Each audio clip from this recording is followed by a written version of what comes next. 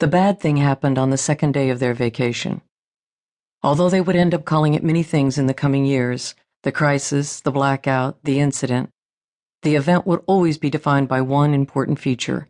In a flash, it changed everyone's lives forever. The trip itself began with anticipation and expectation, like every other vacation they'd ever taken as a family.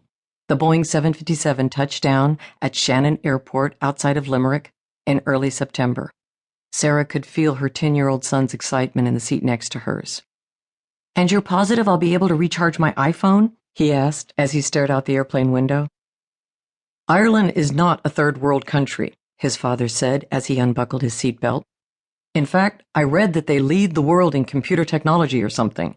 He stood and pulled down the carry-on luggage from the overhead compartment.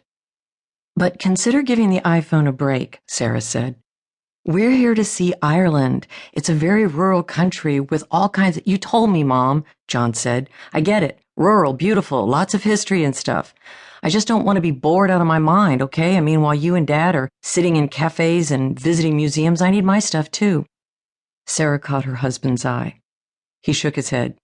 "Plenty of time to fight this battle later," his expression said. "Come on, sport," he said. "Let's find some authentic Irish food and a lager." "Cool. They have logging in Ireland, like in Seattle?" Sarah laughed. "Yeah, let's go find those loggers." That first night, they stayed in a traditional Irish hotel and ate a simple meat stew. They spent 3 hours in the corner pub, singing with the other tourists and washing away their jet lag with the local brew. They tucked John into a spare bed in their small hotel room. Sarah and David kissed briefly before falling into bed, exhausted. The next morning, it was raining. "It's freezing outside," John said as he entered the hotel dining room. "And it's only September." "Come get warm by the fire and get something to eat," Sarah said. "Dad's out renting the car for our drive to the village where we'll be staying." John sat down and examined his breakfast plate. "They cooked the tomatoes." "Well, they do over here.